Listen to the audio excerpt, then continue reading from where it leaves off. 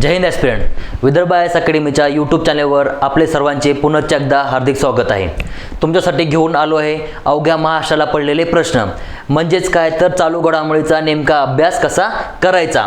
त्यानंतर पडलेला तुम्हाला जो प्रश्न असतो चालू घडामोडीसाठी कोणते सोर्स वापरायचे. त्यानंतर तुम्हाला पडलेला प्रश्न असतो की चालू घडामोडीच्या नोट्स काढाव्यात का.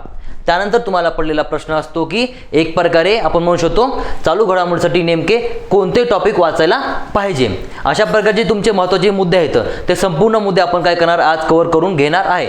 सोबतच तुम्हाला आणखी एक पडलेला प्रश्न असतो की नेमकं चालू घडामोडीचा अभ्यास करत असताना किती वेळेचा अभ्यास करायचा, म्हणजे किती महिन्यापूर्वीचा किंवा किती वर्षापूर्वीचा अभ्यास करायचा, हे सुद्धा तुम्हाला प्रश्न पडलेले असतात. तर ह्या सर्व प्रश्नाचं काय करायचं आपल्यालाच ॲनालिसिस करून घ्यायचं आहे.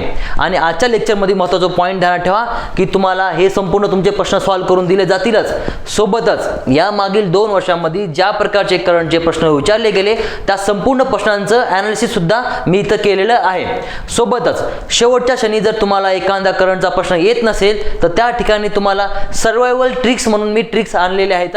त्यालाच मी परत एक नाव दिलं आहे मार्क बूस्टिंग ट्रिक्स किंवा मार्क बूस्टिंग ट्विस्ट म्हणू शकतो त्याला. तर ह्या प्रकारच्या ज्या ट्रिक्स आहेत किंवा ट्विस्ट आहेत ते तुम्हाला मी इथं शिकवण्याचा प्रयत्न करणार आहे, जेणेकरून तुम्हाला काय होणार की जे 3 ते 4 मार्क जे असतात करंटचे टफ जातात ते पण तुम्हाला काय होणार की एकदम सोप्या रीतीने सोडवायला मदत होणार. ठीक आहे, हे पाहणार आहे. तत्पूर्वी एक पॉईंट ध्यानात ठेवा की विदर्भ आय एस अकॅडमी मार्फत तुम्हाला राज्यसेवा पूर्व परीक्षेसाठी काय केले आहे, टेस्ट सिरीज लॉन्च केलेली आहे. 2024 साठी प्रिलिम्ससाठी तयारी करण्यासाठी ही टेस्ट सिरीज खूपच उपयुक्त ठरणार आहे. त्यामुळे याचा तुम्ही लाभ घेऊ शकता. ठीक आहे, तर यामध्ये चालू घडामोडी हा विषय मी स्वतः शिकवणार आहे, हे पण ध्यानात ठेवा. त्यानंतर हा माझा थोडक्यामध्ये परिचय आहे. त्यामध्ये मला राज्यसेवा मुलाखत 2022ला एक प्रकारे म्हणजे इंटरव्ह्यूचा कॉल आलेला आहे. जी इंटरव्ह्यू मला 27 डिसेंबरला माझा तो इंटरव्ह्यू होणार आहे. त्यानंतर PSI मुलाखतला मी 2020ची मुलाखत दिलेली आहे. त्यानंतर इतर पण आहेत, त्यामध्ये 2020, 21, 22 आणि होणारी आता 23ची राज्यसेवा मुख्य परीक्षेला सुद्धा मी क्वालिफाय आहे. त्यानंतर PSI 3 मुख्य परीक्षा दिलेल्या आहेत. त्यानंतर STI सुद्धा 3 मुख्य परीक्षा दिलेल्या आहेत. हे थोडक्यात माझा परिचय आहे. ठीक आहे, त्यानंतर आपण वळूया आजच्या महत्त्वाच्या पॉईंटवर. तर तुम्हाला जे प्रश्न पडले त्यामधला सर्वात पहिला प्रश्न तुमचा विचारला जातो तो आहे म्हणजे चालू घडामोडीसाठी कोणते स्रोत वापरावे. तर चालू घडामोडीसाठी कोणते स्रोत वापरण्यामध्ये सुरुवातीला तुम्हाला जे छायाचित्र दिसत असेल ते म्हणजे पहा लोकसत्ता न्यूजपेपर. तर MPSCचा अभ्यास करणाऱ्या मुलांसाठी लोकसत्ता न्यूजपेपर म्हणजे एक प्रकारे म्हणू शकतो जीवनदायिनीच आहे. तर डेली तुम्ही लोकसत्ता न्यूजपेपर वाचला पाहिजे. आता इतर स्रोतमध्ये तुम्ही काय करायला पाहिजे, तर आपण इतर स्रोतमध्ये पाहूया की डेली न्यूजपेपर. ठीक आहे, डेली न्यूजपेपर तर येणारच आहे. त्यानंतर ध्यानात ठेवा डेली न्यूजपेपरमध्ये 2 न्यूजपेपर वाचायला पाहिजे, लोकसत्ता न्यूजपेपर किंवा यालाच पॅरल ज्यांना इंग्रजी अभ्यास करतात त्यांना द इंडियन एक्सप्रेसचा पण न्यूजपेपर वाचू शकतात. त्यानंतर महत्त्व ध्यानात ठेवा द हिंदूचा पण न्यूजपेपर तुम्ही रेफर करू शकता, ज्यामध्ये सुंदर असे म्हणू शकतो करंट अफेअर्स कव्हर करून दिले असतात. त्यानंतर तुम्हाला विदर्भ आय एस अकॅडमी मार्फत विदर्भ अकॅडमीचं एक प्रकारे ग्रीन बुक येते. ठीक आहे, विदर्भ आय एस अकॅडमीचं ग्रीन बुक येते, तुम्ही ते यूज करू शकता. खूप सुंदर असं ग्रीन बुक आहे. यामध्ये जवळपास म्हणू शकतो आलेल्या 5 नोव्हेंबरच्या मुख्य परीक्षेमध्ये 5 ते 7 क्वेश्चन याच ग्रीन बुकमधून आले होते. जून, जुलै आणि ऑगस्टच्या मासिकमधून आलेले होते, ध्यानात ठेवा. त्यानंतर तुम्ही सिम्प्लिफाईडचं एक प्रकारे काय म्हणू शकता, जे इयर बुक येते ते वापरू शकता किंवा त्याची तिमाही येते हे सुद्धा तुम्ही यूज करू शकता. ठीक आहे, त्यानंतर पहा परिक्रमासाठी तुम्ही परिक्रमा म्हणून मासिक येते, त्या परिक्रमाचे मासिक सुद्धा तुम्ही वापरू शकता. ह्या 3 पैकी तुम्ही कोणतेही बेस्ट ऑफ बेस्ट पुस्तक वापरू शकता. ठीक आहे, तर अशा प्रकारे तुम्हाला करंटसाठी स्रोत सापडलेला आहे, तर तुम्ही तो स्रोत करू शकता. ठीक आहे, त्यानंतर आपण आपल्या नेक्स्ट पॉईंटकडे वळूया, जो तुमचा नेक्स्ट प्रश्न आहे. त्यामध्ये पहा की चालू घडामोडीसाठी अभ्यास किती महिन्यांचा करावा, म्हणजे चालू घडामोडीसाठी अभ्यास मागील किती महिन्यांचा करावा. तर आतापर्यंत जे आयोगाचे तुम्ही क्वेश्चन पेपर पाहिले असतील तर आयोग सहसा 15 पैकी 12 ते 13 क्वेश्चन सहसा तुम्हाला दिसते की मागील 14 ते 16 महिन्यामधील विचारताना दिसते. 14 ते 16 महिन्यामधील करंट अफेअर्सच्या घडामोडी विचारल्या जातात. ठीक आहे, महिन्यांमध्ये हे ध्यानात ठेवा.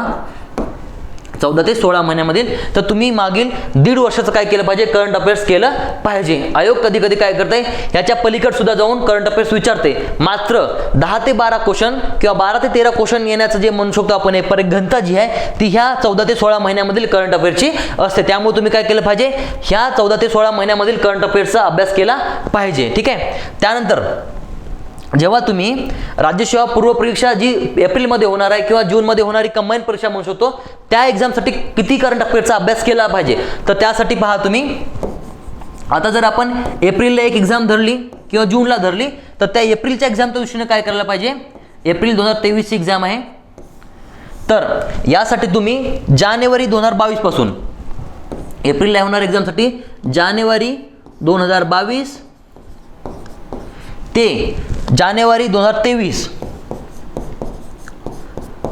यासाठी जे इयरबुक येतात ना, ते इयरबुक तुम्ही केले पाहिजे.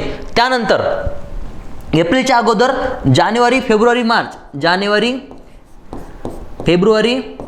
आणि मार्चसाठी तुम्ही एखाद्या अकॅडमीचे तिमाही येते ती यूज करू शकता, किंवा ग्रीन बुक म्हणून तुम्ही प्रत्येक मासिकसाठी बुक पण वापरू शकता. म्हणजे हे एक प्रकारे तुम्हाला करावं लागेल, म्हणजे इयर बुक आणि तुम्ही त्या 3 महिन्याचे मासिक तुम्ही वापरू शकता. एवढ्यानं तुमचं हे एप्रिलला होणार एक्झाम साठी जे करंट अफेअर्स आहे ते कव्हर होऊन जाईल, हे पण ध्यानात ठेवा. आणि एक्झाम येईपर्यंत, म्हणजे आपण म्हणू शकतो मार्चची मासिक येईपर्यंत किंवा तिमाही येईपर्यंत तुम्ही जे इयरबुक आहे ते इयरबुकच वाचन केलं पाहिजे. तर अशा प्रकारे तुम्हाला येणाऱ्या एक्झामसाठी ते एकदम पाठांतर होऊन जाईल. ठीक आहे. त्यानंतर पडलेला तुमचा प्रश्न आपण पाहूया.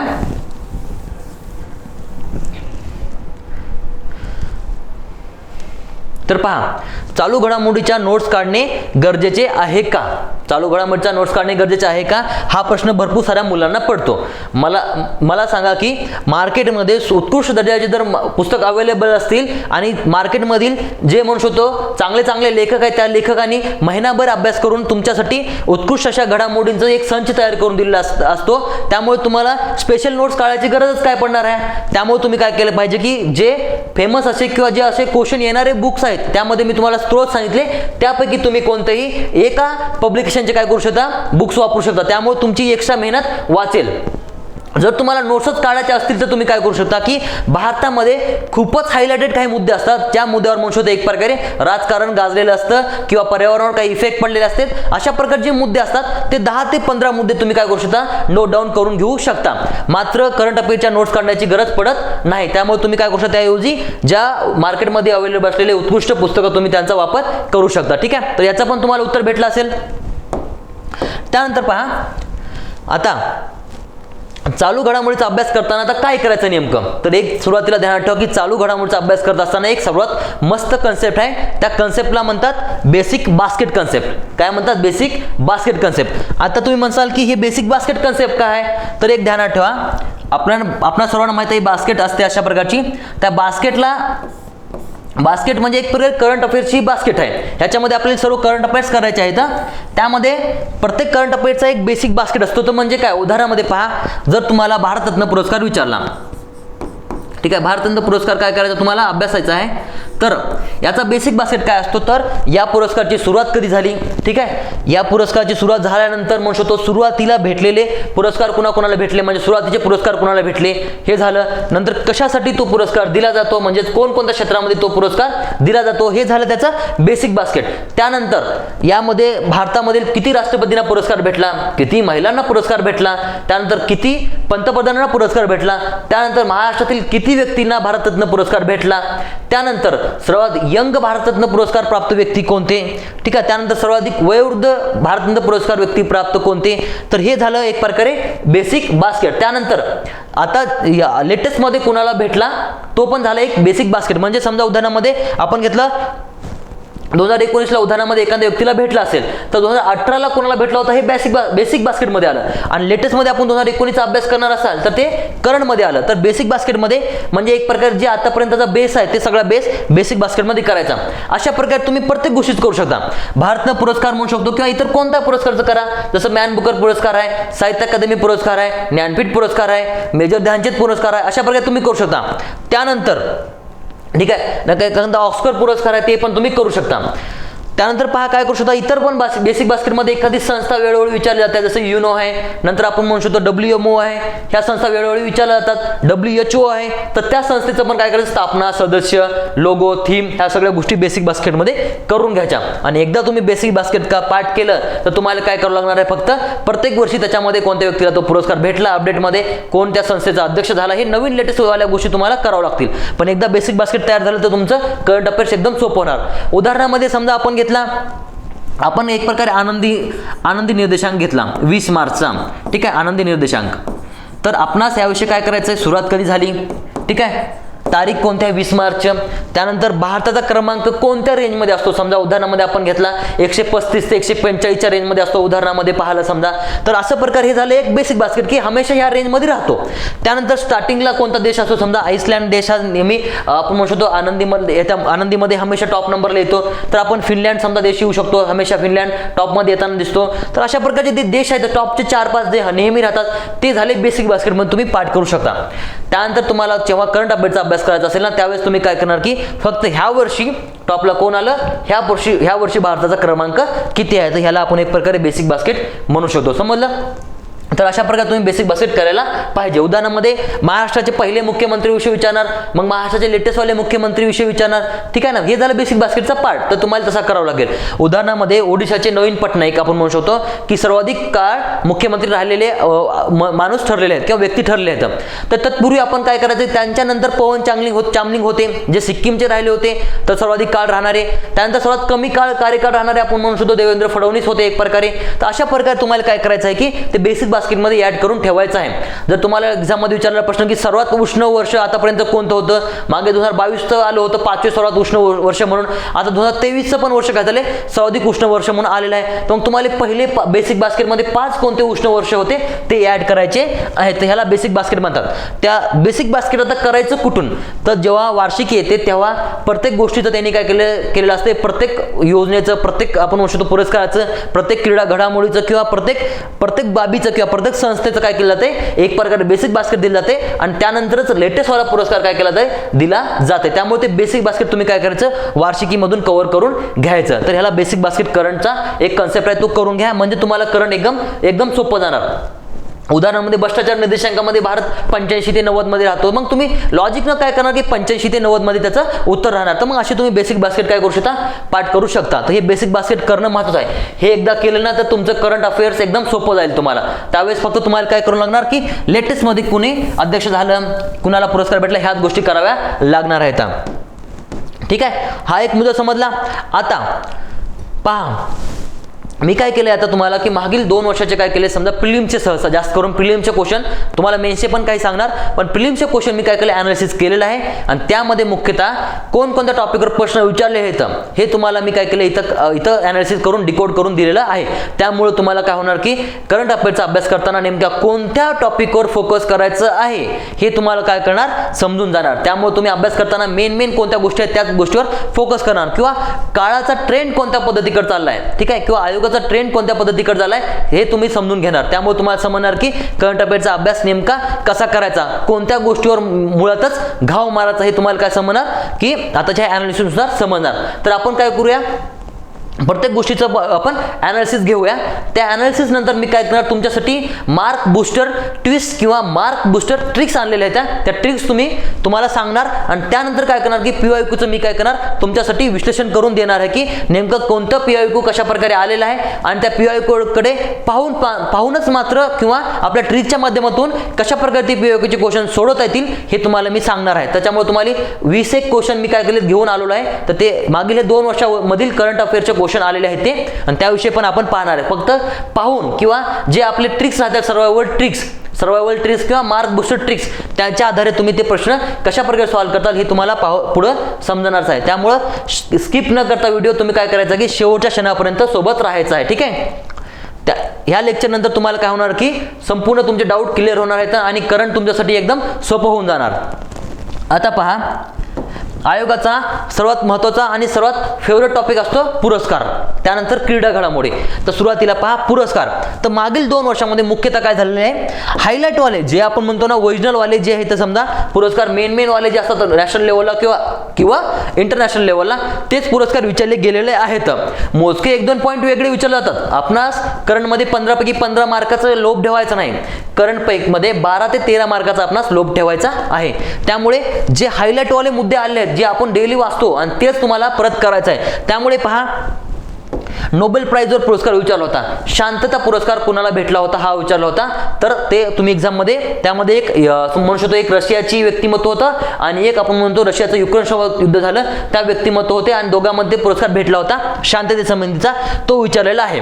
त्यानंतर एकदा एका राजस्व प्रिलिम्समध्ये इकॉनॉमिक्सचे पॉल रोमर जे म्हणू शकतो विजेते होते त्यांच्यावर सुद्धा प्रश्न विचारलेला आहे. आणि आता येऊ शकते कारण की सर्वाधिक वयोवृद्ध व्यक्ती ज्यांना नोबेल प्राइज भेटला होता ते होते जॉन गुडइनफ. यांचं निधन झालंय, त्यांना रसायनशास्त्राचा नोबेल भेटला होता. तर ते तुम्हाला विचारू शकते.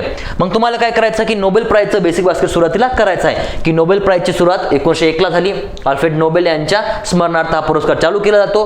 ठीक आहे. त्यानंतर आपण म्हणू शकतो एक प्रकारे 1969 ला काय झालं की एक प्रकारे शांततेचा अर्थशास्त्रामधील पुरस्कार नंतर चालू झाला. ठीक आहे. नंतर पुरस्काराचं आयोजन, शांततेच्या पुरस्काराचं आयोजन वेगळ्या ठिकाणी होते आणि इतर पुरस्काराच्या आयोजन वेगळ्या ठिकाणी होते. हे तुम्हाला पाहायचं. एकदा तुम्ही पाठ केलं त्यानंतर पहिल्यांदा म्हणजे मेरी क्युरीला पहिली भेटणारी महिला आहे, 2दा भेटणारी महिला सुद्धा मेरी क्युरी आहे. हे तुम्हाला प्रत्येक गोष्टी बेसिक बास्केटच्या करून घ्यायच्या.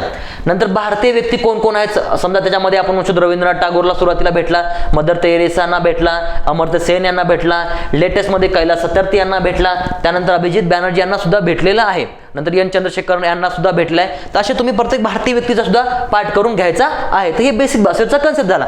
त्यानंतर तुम्हाला काय करायचं आहे की ह्याच्यामध्ये सर्वाधिक यंग व्यक्तिमत्व कोणतं आहे, मलाला युसुफजाई. सर्वाधिक वयोवृद्ध व्यक्तिमत्व कोण होतं, जॉन गुडइनफ. ठीक आहे. हे पण म्हणू शकतो कोणकोणत्या क्षेत्रामध्ये दिला जातं. हे सगळ्या गोष्टी तुम्हाला काय करायच्या बेसिक बास्केटमध्ये करायच्या आहेत. मग हे नोबेल प्राइजवर पुरस्कार विचारला होता. तर तुम्हाला पुढे जाऊन एक्झामची तयारी करत असताना नोबेल प्राइज पक्का करून ठेवणं आहे. ठीक आहे. तर विदर्भ आय एस अकॅडमीच्या चॅनलवर शलाका मॅडमचा एक तुम्हाला नोबेल प्राइज संबंधीचा व्हिडिओ आहे, ते तुम्ही पाहून घेऊ शकता. ह्या वर्षीचे नोबेल प्राइज तिथं कव्हर करून दिलेले आहेत. आता पहा, नंतर विचारलेला पुरस्कार तुम्हाला माहित असेल, times person of the year नावाचा पुरस्कार आहे. यांच्याविषयी विचारलं होतं. झेलेन्स्की एक व्यक्तिमत्व होतं जे आपण म्हणू शकतो युक्रेनचे PM होते. त्यानंतर आपण म्हणू शकतो ज्यांच्यावर प्रश्न विचारला होता, इलॉन मस्कवर प्रश्न विचारला होता की time person of the year यांना भेटला होता. तर हे तुम्हाला विचारू शकतात. त्यानंतर जे फ्युचर फ्रायडे फॉर फ्युचर, तर त्यासाठी पण एका मुलानं जो हवामानासंबंधी आंदोलन केलं होतं तिला पण एकदा हा पुरस्कार भेटला होता. तर तुम्हाला ते बेसिक बास्केट सुरू पाहायचंय. या पुरस्काराची सुरुवात झाली 1929 ला सुरुवात झाली समजा असं म्हणू शकतो. त्यानंतर महात्मा गांधी यांना 5 वेळा नामांकन भेटलं. महात्मा गांधीजींना पण पुरस्कार भेटला होता time person of the year 1930 चा. ह्या सगळ्या गोष्टी जसं नोबेल प्राइज मध्ये महात्मा गांधीजीला 5 वेळेस म्हणू शकतो नामांकन भेटलं होतं. ह्या सगळ्या गोष्टी तुम्हाला काय करायच्या बेसिक बास्केट मध्ये करून घ्यायच्यात. मग ह्या ठिकाणी फक्त तुम्हाला काय करावं लागेल, नव्यानं कोणत्या व्यक्तीला भेटला तोच व्यक्ती इथं पाठ करून घ्यावा लागेल. त्यानंतर फिल्मफेअर पुरस्कार. आता सर्वांना चित्रपट पाहायला आवडतात. मग चित्रपट पाहायला आवडल्यानंतर तुम्हाला चित्रपटासंबंधी जे काही पुरस्कार आहेत, फिल्मफेअर झाला, नंतर गोवा या ठिकाणी होणारा म्हणू शकतो राष्ट्रीय पुरस्कार म्हणू शकतो, दादासाहेब फाळके पुरस्कार म्हणू शकतो. त्यानंतर मागील दशकामधील पातेर पांचालीवर तुम्ही पाहाल असेल प्रस्कार विचारला होता की मागील दशकामधील सर्वोत्कृष्ट चित्रपट कोणता झाला, पातेर पांचाली. ठीक आहे. नंतर कीर्ती सेनन यांच्यावर प्रश्न आला होता, धनुष यांच्यावर सुद्धा प्रश्न आला होता. त्यानंतर आता तुम्ही सध्या 5 नोव्हेंबरच्या मुख्य परीक्षेला जे चीरभोग या मानवी हक्कासंबंधीच्या लघुपटाविषयी जोड्या लावामध्ये प्रश्न आला होता. तर हे चित्रपटासंबंधी सर्वच्या सर्व पुरस्कार तुम्हाला करून घ्यायचे आहेत. त्यानंतर फिल्मफेअरमध्ये आता ऑस्करला जाणारे व्यक्तिमत्व म्हणजे ऑस्करला जाणारा मूव्हीज कोणता आहे. नंतर गोल्डन ग्लोब पुरस्कार मिळवणारा RRR मधील नाटू नाटू हे सॉन्ग आहे. नंतर ऑस्कर पुरस्कार मिळवणारं पण ओरिजिनल सॉन्ग मध्ये आपण म्हणू शकतो नाटू नाटू हे सॉन्ग आहे. तर हे पण तुम्हाला ह्याच्यामध्ये विचारू शकतो. तर चित्रपटासंबंधित सगळ्या गोष्टी तुम्हाला करायच्या आहेत. त्यानंतर तुम्हाला माहित असेल की ऑस्कर पुरस्कार जे चित्रपटासंबंधीचा आहे, ऑस्करमध्ये ऍक्टरवर विचारला होता प्रश्न की उत्कृष्ट ऍक्टर म्हणून कोणाला पुरस्कार भेटला होता. तर त्या सगळ्या गोष्टी चित्रपटासंबंधीच्या तुम्हाला करून घ्यायच्या आहेत. त्यानंतर रामन मॅग्सेसे पुरस्कार आहे. तर तुम्हाला रामन मॅग्सेसे पुरस्कार विषयी पण प्रश्न विचारला होता. के शैलजा यांना भेटला होता, तो विचारला होता एकदा एक्झाम मध्ये. त्यानंतर रवीश कुमार यांना पण हे भेटलेला पुरस्कार आहे. तर रामन मॅग्सेसे पुरस्कार विषयी पण ध्यानात ठेवा की हा पुरस्कार जर एखाद्या भारतीय व्यक्तीला भेटला असेल तर तो 100% विचारण्याचे चान्सेस वाढून जातात. त्यामुळे तो पण तुम्हाला करायचा आहे. मग याचं पण बेसिक बास्केट तुम्हाला करायचं आहे. सुरुवात कधी झाली, मनीला समजा आपण म्हणू शकतो एक प्रकारे, तर तिथले समजा जे प्रेसिडेंट होते त्यांच्या निधनानंतर हा पुरस्कार चालू झाला होता. ठीक आहे. नंतर बुकर पुरस्कार तुम्हाला कळायचा, आंतरराष्ट्रीय बुकर पुरस्कार ह्यांना भेटला होता. समजा आपण गीतांजली श्री यांना टॉम ऑफ सँड या कादंबरीसाठी भेटला होता, म्हणजे रेत समाधी. तर ह्याची सुरुवात कधी झाली, ह्या सगळ्या गोष्टी तुम्हाला करायच्या आहे. सुरुवात झाली 2004ला, पहिला पुरस्कार भेटला 2005ला. ठीक आहे. ह्यासाठी 50,000 पौंड इतकी रक्कम दिली जाते. तर लेखकामध्ये आणि अनुवादकामध्ये ती विभागून दिली जाते. ठीक आहे. इंग्रजीमध्ये अनुवाद केला असेल तर इंग्रजी अनुवादकालाच भेटलं, म्हणजे एकाच भाषेमधून इंग्रजी अनुवादमध्ये करावे लागते. तर हे पण ते विचारू शकतात. नंतर भारतीय व्यक्तीला कोणाला भेटला, तर रेत समाजसाठी भेटला होता गीतांजली श्रीला 2022चा. 2023चा कोणाला भेटला. ह्या सगळ्या गोष्टी तुम्हाला प्रत्येक पुरस्काराच्या करायच्यात आणि हे हायलाईट पुरस्कार तुम्हाला पाठच करायचे आहेत. पहा, नंतर ज्ञानपीठ पुरस्कार दामोदर मावजो विषयी प्रश्न विचारला होता. आता भरपूर सारे पोरं ह्याच्यामध्ये कन्फ्यूज झाले होते की दामोदर मावजोला कसं काय भेटला. आता कोकणी भाषा कोकणा साईडला होती ना, कोकणीमधून त्यांना भेटला होता. तर कोकणी गोवा आणि महाराष्ट्रामध्ये पण भाषा बोलली जाते, तर कोकणी भाषेसाठी त्यांना ज्ञानपीठ पुरस्कार भेटला होता दामोदर मावजोला, ते विचारलाय. नंतर महाराष्ट्रामध्ये भेटणारे इतर मराठी भाषिक जे आहेत वि. स. खांडेकर यासाठी. नंतर समजा हिंदू कादंबरीसाठी समजा कोसला कादंबरीसाठी आपण म्हणू शकतो भालचंद्र नेमाडे, तर ह्यांना सुद्धा भेटलेला आहे. तर ह्या सगळ्या गोष्टी तुम्ही पाहू शकता की महाराष्ट्र व्यक्तीला कोणता भेटलाय. तर बेसिक बास्केट एकदा तुम्हाला करून घ्यायचंय. मग 58वा नंतर 59वा जे पण आहे, समजा आपण 55वा सुद्धा विचारला होता, 54वा सुद्धा विचारला होता.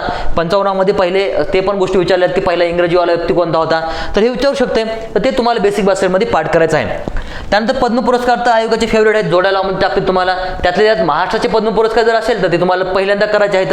त्यानंतर तुम्हाला माहिती आहे प्रभातेवर आता प्रश्न आला होता, साहित्य क्षेत्रासंबंधित आहेत का, कला क्षेत्रासंबंधी आहेत का, तर ते तुम्हाला प्रश्न आला होता. हे पद्म पुरस्कारमधूनच आला होता, महाराष्ट्रीय व्यक्ती होती ती. तर त्याच्यामध्ये तुम्हाला करायचं पद्म पुरस्कारमध्ये पद्मभूषण, पद्मविभूषण, नंतर पद्मश्री, हे सगळे पुरस्कार तुम्हाला करायचे आहेत. ठीक आहे. तर मग पद्म पुरस्कार झाले. नंतर क्रीडा संबंधित पुरस्कार आहेत, हे तर तुम्हाला पाठच पाहिजे. अर्जुन पुरस्कारच्या जोडा आत्ताच विचारलं होतं एक्झाममध्ये, कोणत्या प्लेयर कोणत्या खेळाशी संबंध आहे. ठीक आहे. नंतर अर्जुन पुरस्कार भेटलेले रोहित शर्मा यांच्यावर क्वेश्चन आला होता. 2020चा अर्जुन पुरस्कार कोणाला भेटला. नंतर मेजर ध्यानचंद पुरस्कार आहे, त्यांना राजीव गांधी पुरस्कार नाव होतं, त्यांचं नाव चेंज झालं आता मेजर ध्यानचंद पुरस्कार. मेजर ध्यानचंद आहे ते, त्यांच्या नावानं पुरस्कार दिला जातोय. तो कुणाला भेटला ह्या वर्षी, जसं अंशदा शरद कमल यांना भेटलेला आहे, त्याच्यापूर्वी नीरज चोप्रा यांना भेटलेला आहे. तर ते विचारलं जाते तुम्हाला की मेजर ध्यानचंद पुरस्कार कोणाला भेटला. नंतर द्रोणाचार्य पुरस्कार, हे जे पुरस्कार तुम्हाला करायचे आहेत. ठीक आहे. आणि हे विचारलेले आहे बरं का इतक्यामध्ये.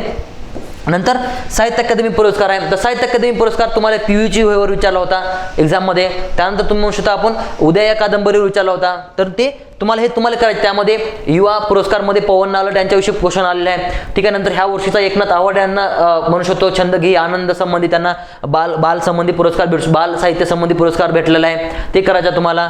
युवामध्ये पण तुम्हाला त्या कोणत्या व्यक्तीला पुरस्कार भेटला, ह्या सगळ्या गोष्टी लेटेस्ट वाल्या आणि याच्या थोडीशा पूर्वीच्या करायच्या आहेत. ठीक आहे. इव्हन की साहित्य अकादमीमध्ये ज्या उदय कादंबरी विषय विचारला होता, तर ती कादंबरी आहे का कविता संग्रह आहे इतक्या एका शब्दामध्ये त्यांनी कन्फ्युजन केलं होतं. तर अशा लेवलला क्वेश्चन विचारताना दिसतात, ते तुम्हाला करायचे आहेत. आता शौर्य चक्र जे आपण म्हणतो, युद्धभूमीमध्ये एक प्रकारे जे लढाई दाखवतात, म्हणजे त्यामध्ये दोन प्रकारचे असतात की युद्धभूमीमध्ये शहीद होणारे व्यक्तिमत्व किंवा युद्धभूमीमध्ये लढाई करत असताना ज्या व्यक्तीने कामगिरी बजावली त्यासाठी आहे, आणि शांतता काळामध्ये ज्यांनी कामगिरी बजावली त्यासाठी पुरस्कार भेटले जातात. त्यामध्ये PSI बाबू गेनू ते त्या व्यक्तिमत्व आठवत नाही, तर API संबंधी काहीतरी व्यक्तिमत्व होतं, तर त्यांच्याविषयी पुरस्कार भेटला होता. तुम्ही प्रश्न पाहिलाच असेल तुम्हाला. तर अशा प्रकारचे तुम्हाला पुरस्कार करायचे आहेत. आणि इतरही जे हायलाईट पुरस्कार असतात, ठीक आहे, ते पण तुम्हाला करून घ्यायचे. जसं ग्रॅमी पुरस्कार आहे, तर तो पण ध्यानात ठेवू शकता तुम्ही. ठीक आहे. इर्की पेज यांना ग्रॅमी पुरस्कार 3दा भेटलेला आहे, ते पण तुम्हाला विचारू शकते. तर मग डिवाइन टाइड्स आहे, त्यांच्या अल्बमसाठी भेटलेला होता. तर हे सगळे पुरस्कार तुम्हाला करायचे आहेत. हे आयोगाचा सर्वात फेवरेट टॉपिक आहे. त्यानंतर आपण दुसरे पॉईंट पाहूता, महत्त्वाच्या नेमणुका आणि निधन वार्ता सुद्धा तुम्हाला वेळोवेळी विचारताना दिसते. जसं निधन वार्तामध्ये तुम्हाला माहित असेल सध्या बप्पी लहरी यांच्यावर क्वेश्चन विचारला होता, बप्पीजी लहरी यांच्यावर विचारला होता. ठीक आहे. बप्पी लहरी यांचं निधन कोणत्या आजारामुळे झालं होतं त्यांच्यावर प्रश्न विचारला होता.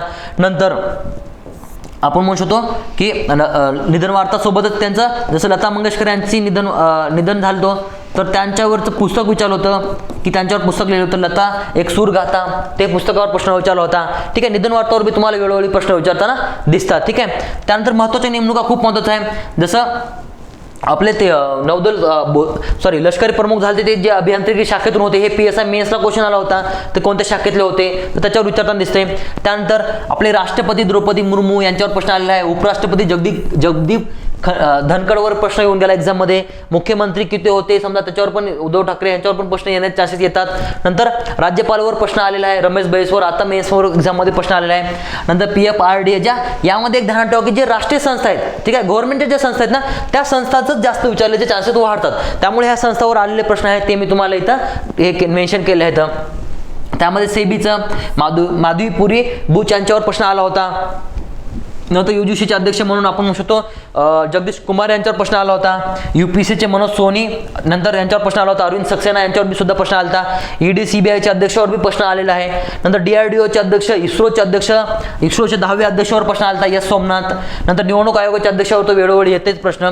नंतर लोकपाल लोकायुक्तवर सुद्धा प्रश्न आलेला आहे की 7 होते का 8 होते. त्यानंतर मानवी हक्क आयुक्त यांच्याविषयी प्रश्न येऊ शकते, त्यामुळे ते पण तुम्हाला ध्यानात ठेवायचे आहेत. महाराष्ट्र मुख्य सचिव सध्या मनोज सैनिक आहेत, तर त्यापूर्वी कोण होते UPS मतदान संबंधी. नंतर आता महाराष्ट्राचे मुख्य निवडणूक आयुक्त कोण झाले, UPS मतदान झाले, तर यांच्यावर तुम्हाला वेळोवेळी प्रश्न येताना दिसते. तर हेच पॉईंट तुम्हाला करायचे आहेत. आणि त्यानंतर जागतिक लेवलच्या काही नेमणुका तुम्हाला करायच्या, जसं जागतिक बँकेमध्ये कुणाची नेमणूक झाली, अजय बंगा यांची नेमणूक झाली.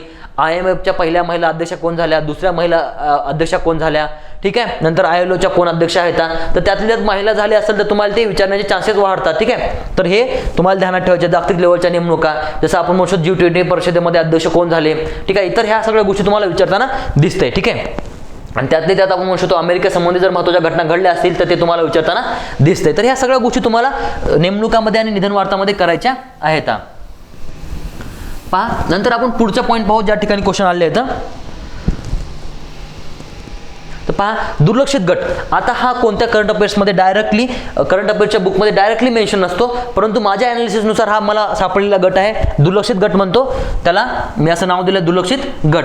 तर दुर्लक्षित गटामध्ये ध्यानात ठेवा महिला, बालके आणि वृद्ध. महिला, बालके आणि वृद्ध हे दुर्लक्षित गट आहे भारतामध्ये, माहित आपणास की ज्यांच्यावर योग्य प्रमाणामध्ये लक्ष दिलं जात नाही. यासाठी आपण म्हणू शकतो त्यामुळे एक प्रकारे त्यांची इकॉनॉमिक डेव्हलपमेंट किंवा इतर सामाजिक डेव्हलपमेंट कमी प्रमाणात झालेली असते. ह्या व्यक्तींवर जास्त भर देताना दिसतं एक्झाममध्ये विचारताना. जसं सध्या निवडणुकामध्ये तुम्हाला ऐकलं असेल की लाडली योजनेमुळे एक प्रकारे MP मध्ये म्हणू शकतो शिवराज सिंग चौहान हे मामाजी म्हणू शकतो आपण त्यांना, तर ते काय झाले जिंकून आले आहेत. मग त्या महिला संबंधीचा तुम्हाला प्रश्न विचारताना दिसणार. तुम्हाला एक मागे क्वेश्चन विचारला होता, तुम्ही पाहिला असेल जिव्हाळा योजना. आता जिव्हाळा योजना काय संबंध होती तो आला होता.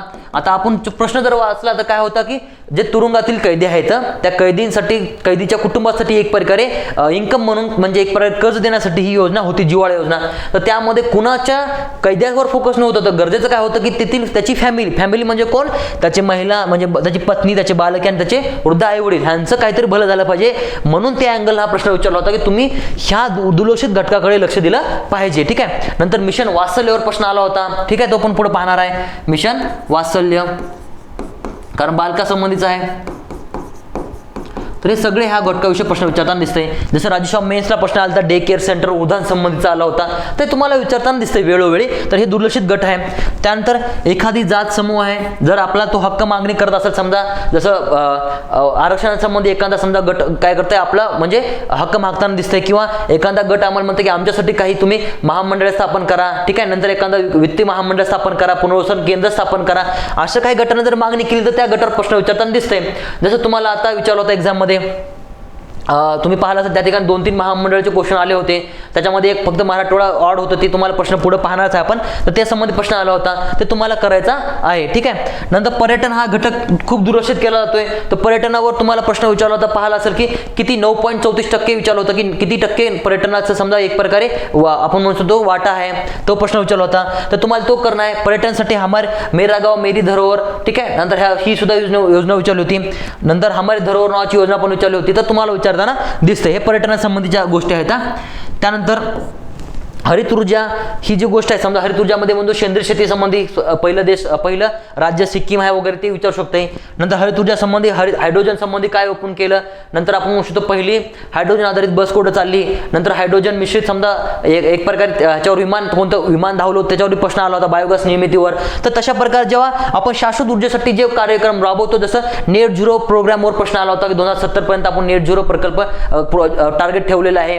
हे सगळे प्रश्न तुम्हाला ह्या हरित ऊर्जा संबंधित येतील. आणि हे दुर्लक्षित घटक आहेत, मात्र काळाची गरज असलेले घटक आहेत आणि ह्या घटकावर प्रश्न येताना दिसते. त्यामुळे ह्या गोष्टी तुम्हाला फोकस करायच्या आहेत. त्यानंतर नवीन टेक्नॉलॉजी, ज्या नवीन टेक्नॉलॉजी आहेत त्यामध्ये तुम्हाला भरपूर साऱ्या गोष्टी दिसतात. ठीक आहे, समजा नवीन एखादं गेमिंग सेंटर ओपन केलेलं आहे. ठीक आहे, नंतर आपण म्हणू शकतो एखादं AI सेंटर केलं असेल, नंतर क्रिप्टोकरन्सी संबंधी काही कायदा केला असेल, तर सगळे जे पण नवीन टेक्नॉलॉजी असेल ती सगळी नवीन टेक्नॉलॉजी पण दुर्लक्षित आपल्या मार्फत केली जाते. मग त्यावर काय करायचं आपणास की प्रश्न विचारताना दिसते, त्यामुळे ते आपण पाठ करायचे आहेत. ठीक आहे, तर हे दुर्लक्षित गट खूप ध्यानात ठेवा. समजा महिलांसंबंधी जर एखादी योजना असेल, समजा एखाद्या क्रीडा घडामोडी असेल, तर ते तुम्हाला पाठच करणं आहे. ठीक आहे, त्यानंतर पहा परिषदा. आता परिषदावर बी काय करतं आयोग वेळोवेळी प्रश्न विचारताना दिसतंय. तर पहा परिषदामध्ये काय आहे, तर परिषदामध्ये भाषा परिषदेवर प्रश्न विचारला होता. तर तेच आता भाषा पण एक दुर्लक्षित घटकच आहे. मग त्या भाषाविषयी पण प्रश्न विचारताना दिसतंय, मग ते पाहायचं आहे. नंतर ई गव्हर्नन्स हा टेक्नॉलॉजी संबंधित आहे, तर त्या संबंधीची परिषद पण विचारलेली आहे. नंतर UN कॉप परिषद आहे. ठीक आहे, UN कॉप परिषदेवर प्रश्न विचारलेला आहे. 2022च्या परिषदेवर सुद्धा विचारलेला आहे आणि 2023च्या परिषदेवर सुद्धा विचारलेला आहे. तर हे पण तुम्हाला ध्यानात ठेवायचं आहे. नंतर एशियन इंडिया बिझनेस समिट झाली होती, त्याच्यावर सुद्धा प्रश्न विचारलेला आहे. नंतर G20 परिषदेवर विचारू शकते तुम्हाला.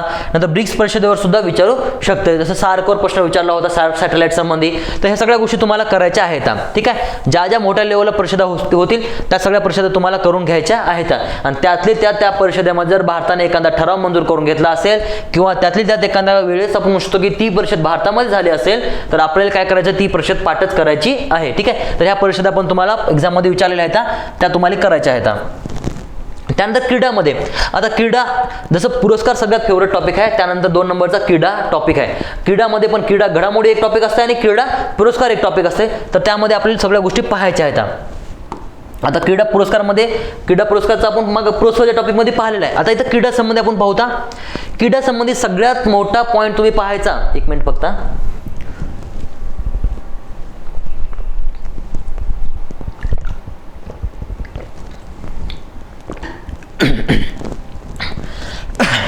क्रीडा संबंधी तुम्ही ध्यानात ठेवा, मुख्यतः महिला संबंधी कोणती पण घडामोडी असेल क्रीडामधली, तर तुम्हाला ती पाठच करायची आहे. ठीक आहे, आणि त्यामध्ये ध्यानात ठेवा महिला संबंधीच्या कोणती पण जागतिक ॲथलेटिक्स स्पर्धा असू या एखादी फुटबॉल स्पर्धा असू, ठीक आहे, तर काही पण असेल महिला संबंधीचं घडामोडी, तर तुम्हाला काय करायचं आहे, ती पाठच करून घ्यायची आहे. त्यातल्यात एखादी कुस्तीपटू आहे बघा, महिला कुस्तीपटू, जसं साक्षी मलिक यांचं वयोगट किती वजनी गटामध्ये त्यांनी एक प्रकारे आपण म्हणू शकतो पदक जिंकलं होतं, ते पण प्रश्न विचारलेला आहे. तर तुम्हाला तो करायचा आहे. ठीक आहे, महिला संबंधी कोणते पण पॉईंट असतील तर तुम्हाला ते करायचेच आहेत. महिला संबंधी आता अंडर-17 फिफा वर्ल्ड कप संबंधी काहीतरी प्रश्न आला, तो पण महिला संबंधीचा होता, तो पण एक्झाममध्ये विचारलेला आहे. तर महिला संबंधी काही पण असेल तर एखादी ग्रँड स्लॅम जिंकणारी पहिली महिला ठरली, ती पण तुम्हाला ध्यानात ठेवायची आहे. किंवा एखादी महिला निवृत्त झाली, ते पण तुम्हाला ध्यानात ठेवायचं आहे. इतर ठिकाणी महिला एखाद्या ठिकाणची अध्यक्ष झाली, एखाद्या ठिकाणचं आपण म्हणू शकतो महिलांना काय केलं, एक प्रकारे उद्घाटन केलं, तर ह्या सगळ्या गोष्टी तुम्हाला विचारते. जसं आपल्या निर्मला सीतारामन यांनी GST सेंटरचं गोवा इथे काय केलं, उद्घाटन केलं होतं, ते सुद्धा विचारलं होतं. तर हे तुम्हाला एक्झाममध्ये विचारताना दिसतं. त्यामुळे महिला हा दुर्लक्षित घटक आहे, त्यामुळं महिलाकडे आपल्याला लक्ष द्यावं लागेल अभ्यासाच्या दृष्टीनं. ठीक आहे, त्यानंतर आयोगाचा फेवरेट टॉपिक आहे बघा क्रीडा. त्यामध्ये ग्रँड स्लॅम, जसं नोवाक जोकोविच यांच्याविषयी प्रश्न विचारताना दिसतात तुम्हाला की सगळ्यात वेळा ग्रँड स्लॅम जिंकणारे व्यक्तिमत्व कोण आहेत, तर ते विचारते. ठीक आहे, नंतर आता फिफा वर्ल्ड कप ध्यानात ठेवा तुम्ही. फिफा म्हणजे फुटबॉल एक समजा एक प्रकारे, तर फुटबॉल संबंधी पण प्रश्न विचारते. आता फुटबॉल संबंधी आपल्याला त्याच्या उद्घाटनाला कोण हजर होतं, म्हणजेच आपल्या भारताचे उपराष्ट्रपती जगदीप धनखड हजर होते ना, तर ते प्रश्न विचारला होता एक्झाममध्ये. त्यानंतर गोल्डन बूट सगळ्यात कुणाला भेटलेले जास्त, जसं 8व्यांदा गोल्डन बूट भेटला लिओनेल मेस्सी यांना. त्यानंतर 2 नंबरचे कोण आहेत, रोनाल्डो. ठीक आहे, हे तुम्हाला वेळोवेळी प्रश्न विचारताना दिसतंय, रोनाल्डो पण आहेत. तर हे त्यासंबंधी तुम्हाला सगळ्या गोष्टी करायच्या आहेत. त्यानंतर तुम्ही पाहाल असेल एक प्लेअर संबंधी विचारलं होतं, तर त्या प्लेअर कोणत्या देशाकडून खेळतो किंवा कोणत्या गटाकडून खेळतो तो विचारला होता एकदा एक्झाममध्ये, तर तो तुम्हाला करायचा आहे. तर असं फुटबॉल संबंधी गोष्टी, कारण की फुटबॉल जागतिक लेवलला नवी क्रेज आहे आणि भारतामध्ये तो दुर्लक्षित घटक आहे.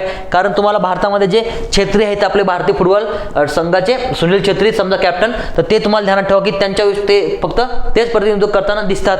मात्र फुटबॉल हा घटक भारतामध्ये दुर्लक्षित आहे, त्यामुळे याच्यावर प्रश्न विचारताना दिसतात. अंडर-17 असो, अंडर-20 असो, महिला संबंधीचा असो किंवा कोणता पण, तर ते तुम्हाला विचारताना दिसतं. दिसतंय. त्यानंतर क्रिकेट, तर जसं आपल्या भारतीय व्यक्तीचा दोन गोष्टी फेवरेट असतात, एक मूव्हीज आणि एक आपण म्हणू शकतो क्रिकेट. तर त्याच्यामध्ये आयोगा पण क्रिकेटवर प्रश्न विचारताना दिसते.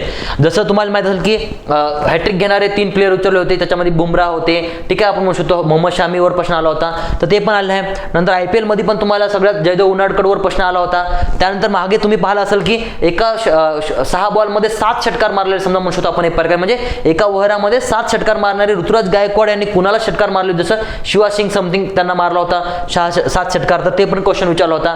तर क्रीडा संबंधित म्हणजे आपण कसोटी प्लेअर कोणता होता, रवींद्र जडेजा तो विचारलेला आहे. क्रीडा संबंधित आपण म्हणतो रोहित शर्मावर प्रश्न विचारलेला आहे. तर ह्या सगळ्या गोष्टी तुम्हाला वेळोवेळी क्रीडा संबंधी विचारताना दिसतात. त्याच्यामध्ये आपण म्हणू शकतो विनू मंकडवर विचारलं होतं, हॉल ऑफ फेम मध्ये कोणाची म्हणू शकतो खालपैकी कोणाची नेमणूक झालेली आहे, तर ते पण तुम्हाला विचारलं होतं. तर क्रिकेट संबंधीच्या घडामोडी तुम्हाला करण्याच आहे. त्यात माझा एक व्हिडिओ आहे युट्यूबवर वर्ल्ड कप स्पेशल, तर तो तुम्ही पाहून घेणं गरजेचं आहे, कारण की येणाऱ्या एक्झामच्या दृष्टीने तो खूप महत्त्वाचा व्हिडिओ होता. त्यानंतर पहा, राष्ट्रकुल स्पर्धा असो, बॅडमिंटन स्पर्धा असो, वर्ल्ड कप असो, ठीक आहे. नंतर खेळाडूचं वजन, खेळाडूनं मिळवलं एका ठिकाणचं प्रथम सुवर्ण पदक आहे, ठीक आहे, प्रथमताच केलेली कामगिरी, ठीक आहे, एखाद्या व्यक्तीनं प्रथमताच काही कामगिरी केली असेल तर ते तुम्हाला विचारण्याचे जास्त चान्सेस असतात, ठीक आहे. एखाद्या ठिकाणी सुवर्ण पदक जास्त प्रथमता जिंकलं असेल तर ते विचारताना दिसते. त्यानंतर बुद्धिबळ चॅम्पियनशिपमध्ये आपले प्लेयर कोणते आहेत, समजा आर प्रज्ञानंदा वगैरे, त्यांची बहीण सुद्धा आहे, सिस्टर वगैरे, ती पण समजा थर्ड म्हणतो थर्ड महिला ग्रँड मास्टर ठरले आहेत त्या प्रज्ञानंदा यांची सिस्टर, ठीक आहे. नंतर ह्याच्यावर बुद्धिबळ चॅम्पियनशिप 44वी कुठं झाली होती हा प्रश्न आला होता, तर 44वी भारतामध्ये झाली होती, तो क्वेश्चन येऊन गेला मेन्समध्ये. तर ह्या सगळ्या गोष्टी तुम्हाला करायच्या आहेत. नंतर जागतिक ॲथलेटिक्स स्पर्धा महिलांसंबंधीचा पण विचारलेला आहे, पुरुषांसंबंधीचे पण विचारला आहे, 3 ते 4 वेळा ह्याच्यावर प्रश्न विचारला आहे, त्यामुळे त्या तुम्हाला करणंच आहे. त्यानंतर ऑलिम्पिक गेम्स, एशियन गेम्स, आपण म्हणू शकतो कबड्डी, फुटबॉल, हे पण विचारलं. कबड्डीमध्ये कोणत्या देशाला हरवलं होतं, इराणला, हे सुद्धा क्वेश्चन विचारला होता एक्झाममध्ये. ते तुम्हाला सगळ्या गोष्टी करायच्या आहेत. तर ह्या सगळ्या गोष्टी क्रीडामध्ये तुम्हाला चालू घडामोडीच्या करायच्या आहेत. तर एवढ्यामध्ये तुमचं भरपूर साऱ्या गोष्टी होऊन जातात. तर हे एक प्रकारे काही गोष्टी चॅनल्स होतं. त्यानंतर पहा, संरक्षण क्षेत्रामध्ये पहा, संरक्षण आणि इस्रोमध्ये, आता संरक्षण आणि इस्रोमध्ये पहा, संरक्षण म्हणलं की DRDO ध्यानात ठेवायचं कधी पण. संरक्षण क्षेत्रामधलं तर DRDO, आणि इस्रोमध्ये म्हणलं तर समजा आपण क्षेपणास्त्र, आपण म्हणू शकतो DRDO मध्ये क्षेपणास्त्र येणार, जहाज येणार, पाणबुडी येणार, जहाज आहे, पाणबुडी आहे, ठीक आहे. नंतर एखादा आपण म्हणू शकतो नाग क्षेपणास्त्र सारख्या गोष्टी असतात समजा, ठीक आहे. नंतर एखादं विमान आहे, विमान घेतलं समजा, चिनूक विमान घेतलं होतं समजा आपण, चिनूक हेलिकॉप्टर घेतलं, विमान घेतलं, ठीक आहे. नंतर एखादं शस्त्र वगैरे घेतले, हे सगळ्या गोष्टी DRDO कडे येणार. इस्रो काय करणार की एखादा उपग्रह लॉन्च केला, इस्रोमध्ये एखादा उपग्रह लॉन्च झाला, मुख्यतः कोणत्या वाहन कोणते होते, ठीक आहे, ठिकाण कोणते होते, एखादी मोहीम विचारतात, जसं गगनयान मोहीम आहे, गगनयान, ठीक आहे, चांद्रयान 1, 2, 3, त्याचं वजन किती होतं, ठीक आहे. नंतर तर एक विक्रम रोवर जे होतं त्याचे पाय किती होते हे सुद्धा विचारले होते, 6 पायाचे ते विक्रम रोवर होतं. ह्या सगळ्या तुम्हाला गोष्टी विचारताना दिसते. नंतर त्याची खाजगी शाखा कोणती आहे, खाजगी नवीन अंतराळ क्षेत्रामध्ये येणाऱ्या कंपन्या कोणत्या, जसं स्कायरूट कंपनी आहे, ह्या सगळ्या गोष्टी तुम्हाला विचारताना दिसते. तर ह्याच्यामध्ये संरक्षणमध्ये वगैरे महत्त्वाचे ऑपरेशन म्हणू शकतो, युद्ध सराव म्हणू शकतो. जसं ऑपरेशनमध्ये ऑपरेशन दोस्त आहे, ऑपरेशन दोस्त तुम्ही ऐकलं असेल, तर ऑपरेशन दोस्त आपण तुर्की संबंधी राबवलेलं आहे, ठीक आहे, तुर्कीमध्ये झालेलं. समजा तुर्की येथे समजा तुर्कीला समजा सिरिया येथे भूकंप झाला होता, त्या ठिकाणी आपण राबवलं होतं.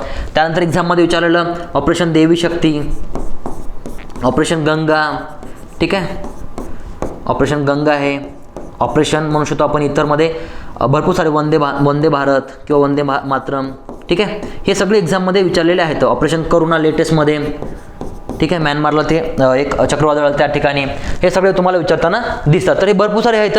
त्यानंतर दुसरे पण आहेत, ऑपरेशन मुस्कान, जे आपण म्हणू शकतो नॉर्मल लेवलला. ऑपरेशन रेड रोज विचारला होता पंजाबमधला. तर हे सगळे ऑपरेशन तुम्हाला विचारताना दिसतात, तर ते तुम्हाला करायचे आहेत. त्यानंतर पुढचा पॉईंट पाहू आपण की एखादं संरक्षण क्षेत्र जर आपण एखादं क्षेपणास्त्र वगैरे समजा, नंतर एखादं संरक्षण साहित्य आपण एखाद्या देशाला भेट दिलं किंवा एका देशाकडून काही आपण विकत घेतलं. आता श्रीलंकेला कोणतं आपण दिलं होतं भेट दिल्याला विचारलं होतं एक्झाममध्ये, तर ते पण ध्यानात ठेवा. नंतर नवीन विमानं घेणे, समजा अंतराळ संबंधी उपग्रह तुम्हाला सांगितले की आपण जर एखादा 104 उपग्रह सोडले होते, ते पण आपण इतर देशाचे कोणते उपग्रह सोडले किंवा आपण एखादी मोहीम कोणती सोडली, तर त्या सगळ्या गोष्टी तुम्हाला इथं विचारलेल्या दिसतात. ते इस्रोचे इतर सर्व मिशनमध्ये आपण पाहिले, गगनयान झालं, गगनयानसोबत आपण पाहिलं फ्रान्ससोबत जे भागीदारी केली होती ते सुद्धा क्वेश्चन विचारलेला आहे.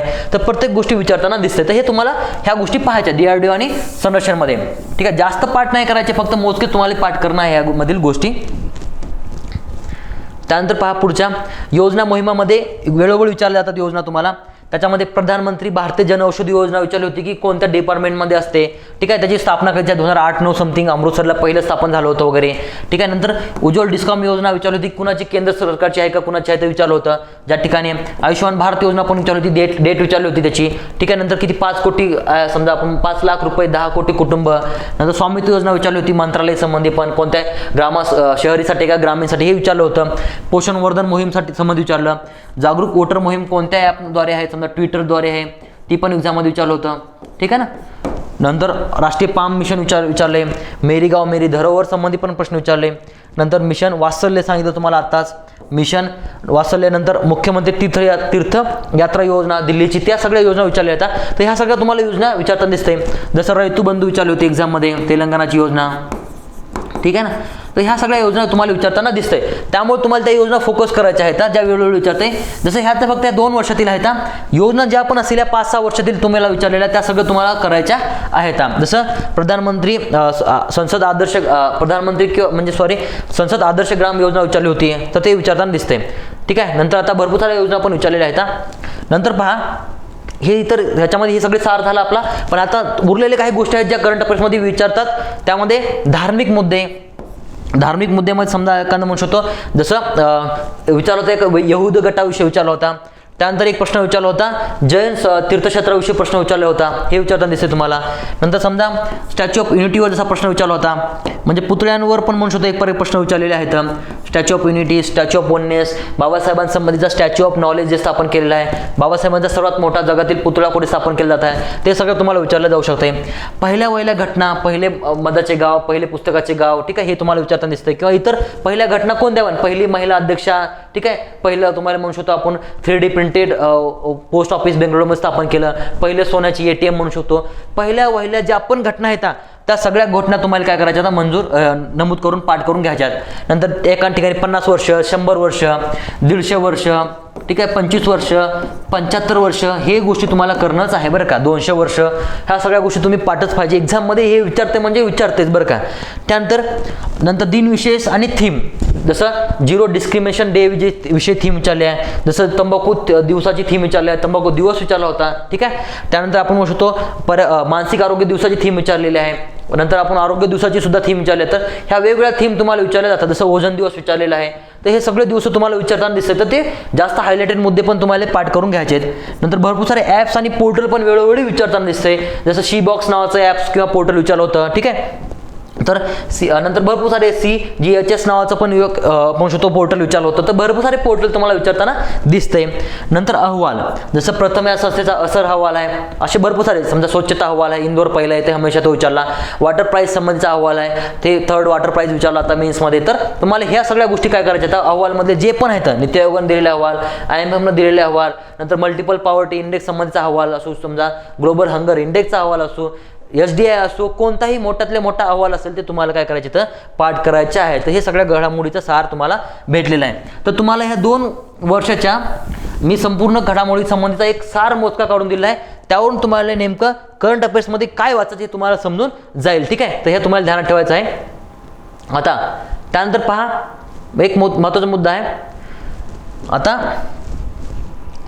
या आहेत पहा मार्क थोडंसं इथं PPT मध्ये थोडंसं हे आहे, फक्त हे ध्यानात ठेवा.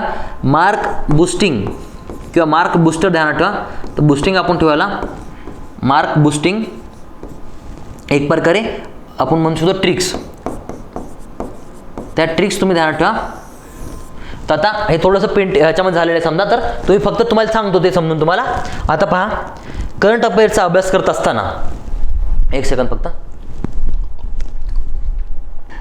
आता तुम्हाला करंट अफेअर्सचा अभ्यास करत असताना एखाद्या क्वेश्चनचा जर आन्सर येत नसेल तर अट काय आहे, समजा की एखाद्या क्वेश्चनचा अट आहे की एखाद्या क्वेश्चनचा तुम्हाला जर आन्सर येत नसेल तर त्यावेळेस त्या क्वेश्चनकडे कसं पाहायचं आणि त्या क्वेश्चनला सॉल्व्ह कसं करायचं आणि तिथून चांगल्यातले चांगले मार्क कसे मिळवायचे हे ध्यानात ठेवायचं. आता तुम्हाला एक सांगतो की जेव्हा मी ह्या सर्वायवल ट्रिक्स किंवा म्हणू शकतो एक प्रकारे तुम्हाला ह्या ज्या मार्क बुस्टिंग ट्रिक्स आहेत ते सांगत आहे त्या संबंधीचं एक सूत्र आहे किंवा एक हमेशा म्हणू शकतो की ह्या ट्रिक्स असल्यामुळे आपण त्याचं 100% गॅरंटी नसते. जर तुम्ही 80-20चा रेशो ध्यानात ठेवा या लॉजिकमध्ये तर तो असतो एक शाळेत या कन्सेप्टवर आधारित असतो. म्हणजे जर तुम्ही 10 तुक्के किंवा मारले समजा उदाहरणामध्ये किंवा 100 तुक्के जर मारले म्हणजे 100 आपल्या लॉजिकनुसार तर तुमचे 80 बरोबर येतील बरं का. हे एक लॉजिक असते. म्हणजे तुम्ही 10 जर मारले लॉजिकनुसार तर तुमचे किती येणार 8 बरोबर येणार. म्हणजे 20% चान्सेस असतात की क्वेश्चन चुकेल मात्र 80% चान्सेस असतील की ते क्वेश्चन बरोबरच येईल. त्यामुळे आपल्याला काय करायचं की ज्यावेळेस मार्क म्हणजे तो क्वेश्चन येतच नसेल तर त्यावेळेस आपण काय केलं पाहिजे तो रिस्क घेऊन तो क्वेश्चन सोडवला पाहिजे. त्यामुळे काय होईल की आपले मार्क बूस्ट होतील. तर ते मार्क बुस्टिंग संबंधीचं आहे. तर तुम्हाला ट्रिक्स तर आहेत मात्र काही काही गोष्टी तर युनिव्हर्सल असतात त्या तुम्ही क्वेश्चन सॉल्व्ह करताना सिली मिस्टेक करता आणि डोळ्यासमोरचं आन्सर चुकून येता ते चुकवलं गेलं नाही पाहिजे म्हणून ह्या तुम्हाला ट्रिक्स आहेत. तर पहा ट्रिक्समध्ये जर समजा 2 लाइनर असेल किंवा 3 लाइनर असेल किंवा 4 लाइनर असेल तर सगळ्यात पहिले ध्यानात ठेवायचं की सगळ्यात पहिला मुद्दा आहे पॉझिटिव्ह अप्रोच ठेवायचा. पॉझिटिव्ह अप्रोच ठेवायचा म्हणजे काय करायचं पॉझिटिव्ह अप्रोच आणि सर्वसमावेशक उत्तर टिक करायचं. आता पॉझिटिव्ह अप्रोच म्हणजे काय करायचं तर एखाद्या ठिकाणी जर एखादं नवीनच विधान आहे पण ते समजा तिथं निगेटिव्ह सेन्स काहीच नाही तर त्याला आन्सर डायरेक्ट बरोबर घ्यायचं. पण एखाद्या सर्वसमावेशक विचार घ्यायचा कधी कधी ते पण आहे. पण एखाद्या विधानामध्ये आपण म्हणू शकतो की जर एखादा नकारात्मक शब्द असेल तर ते विधान चुकीचं घ्यायचं. मात्र ज्या ठिकाणी पॉझिटिव्ह दिलं असेल आपल्याला माहीतच नाही ते क्वेश्चन पण कधी वाचलंच नाही आणि पॉझिटिव्ह असेल त्याचे दोन्ही पण विधानं तिन्ही पण विधानं तर ते वरीलपैकी सर्वमध्येच घ्यायचं. तर पॉझिटिव्ह विचार घ्यायचं सर्वसमावेशक आपण काय करायचं उत्तर घ्यायचा प्रयत्न करायचा. म्हणजे वरीलपैकी सर्व उत्तर मारायचा प्रयत्न करायचा. म्हणजे वरीलपैकी सर्व चुकीचे आहेत किंवा वरीलपैकी सर्व बरोबर आहेत असं तुम्ही मारू शकता. हे म्हणजे एक प्रकारे पॉझिटिव्ह घेण्याचा ट्रिक्स आहे. ही सगळ्यात युनिव्हर्सल आहे जेव्हा क्वेश्चन माहीत नसते आणि 3 किंवा 4 किंवा 2 विधानाचा तो क्वेश्चन असताना दिसतोय. ठीक आहे. नंतर दुसरी एक युनिव्हर्सल ट्रिक आहे की सहसा स्पष्टीकरण दिलेला पर्याय काय असतो उत्तर असतो. हे सर्वांना तुम्हाला माहित आहे की जास्त स्पष्टीकरण करून दिलेलं असेल ना तर तेच उत्तर असते आणि ह्याच्यावर तुम्हाला भरपूर साऱ्या गोष्टी भरपूर सारे क्वेश्चन सॉल्व्ह होतील बरं का. स्पष्टीकरण करून दिलेला पर्याय उत्तर असतो. त्यानंतर पहा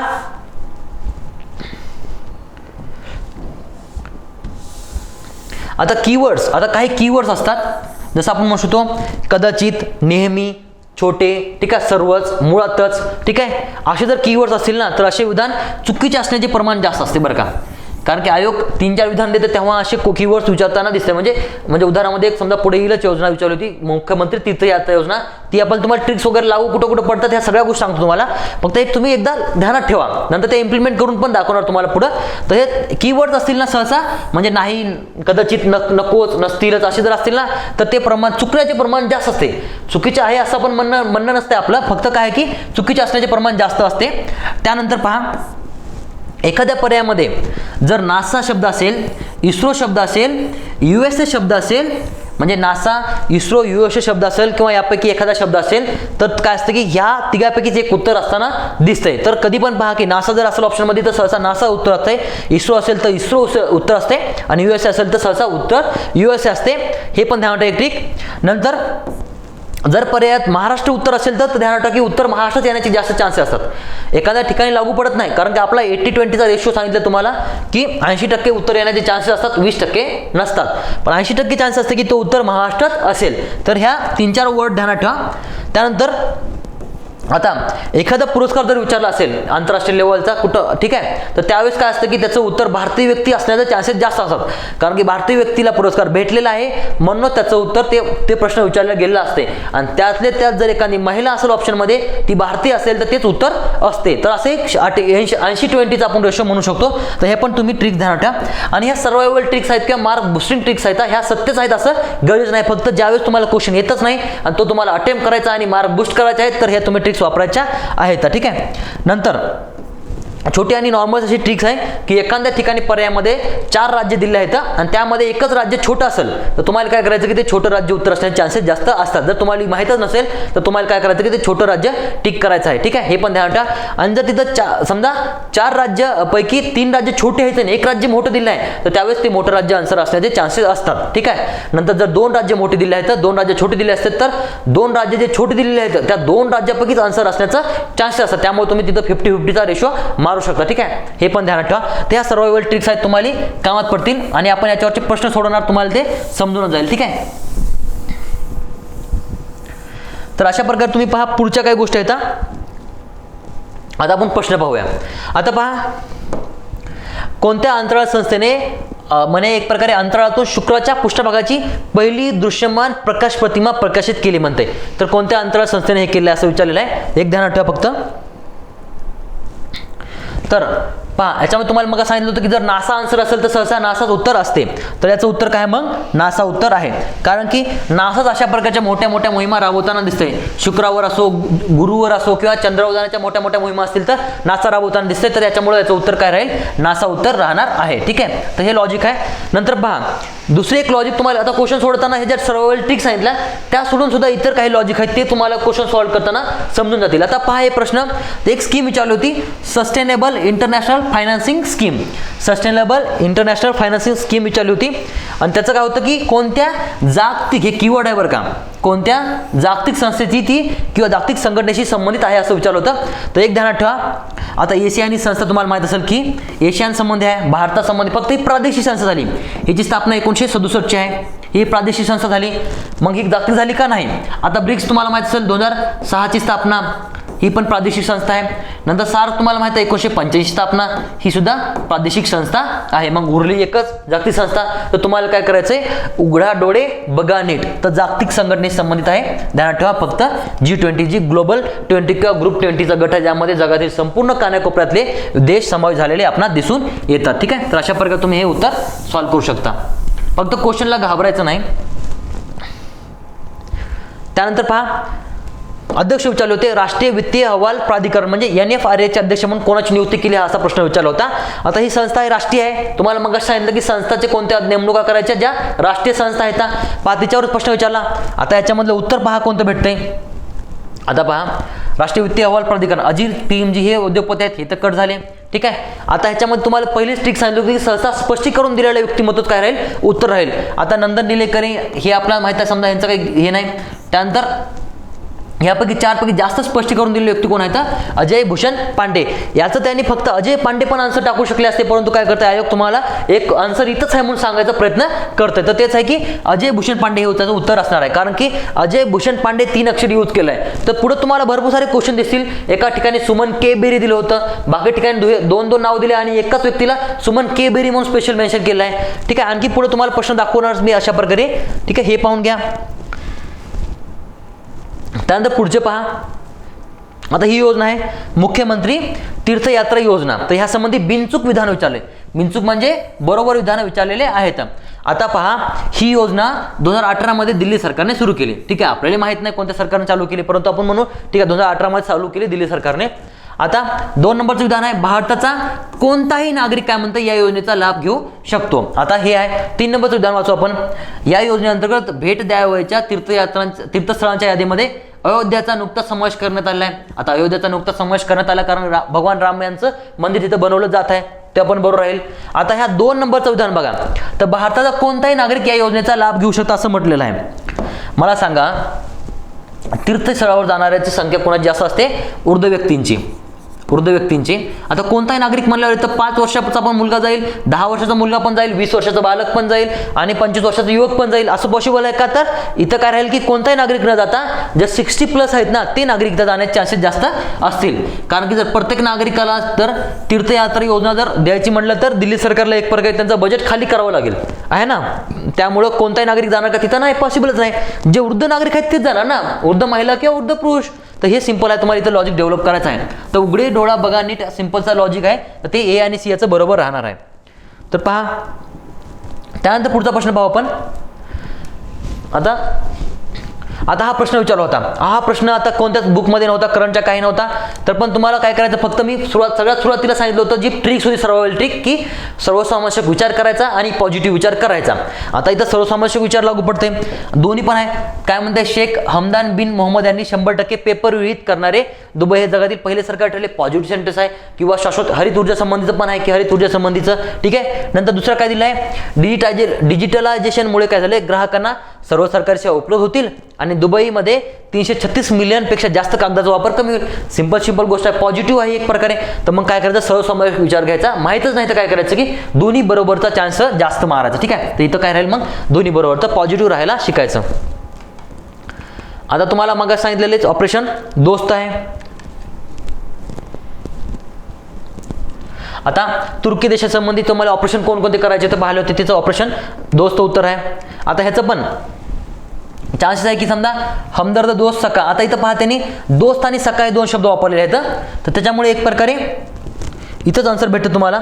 एक तर ऑपरेशन सका राहील किंवा ऑपरेशन दोस्त राहील. आता मला सांगा, जर महाराष्ट्राचं मिशन असतं हे, तर ऑपरेशन सका वापरलं असतं, परंतु हे भारताचं मिशन आहे, तर मग काय झालं, ऑपरेशन दोस्त. हे पण लॉजिक आहे, तुम्हाला ह्या दोघांपैकी एक उत्तर राहणार आहे. ऑपरेशन सका मराठी थोडी न यूज करणार आहेत ते, कारण की महाराष्ट्राचं थोडी न मिशन आहे ते, असं लॉजिक आहे ते. ठीक आहे ना. त्यानंतर पुढचा पॉईंट पहा. तर पहा, हा प्रश्न तुम्हाला सांगितलं, दुर्लक्षित गटाविषयी प्रश्न विचारला होता. ह्या ठिकाणी काय म्हणले की बजेटमध्ये कोणत्या महामंडळाची स्थापना करण्याची घोषणा केली होती, तर ते पाहायचं आपणास. तर ह्या ठिकाणी पहा, तर राजीव उमाजी नाईक एक प्रकारे यांच्या संबंधी आहे, हे बरोबर आहे. आता मराठवाडा दुग्ध विकास महामंडळ दिलेलं आहे, तर हे दिलंय. नंतर त्यानंतर जगज्योती महात्मा बसवेश्वर, नंतर संत काशीबा गुरव.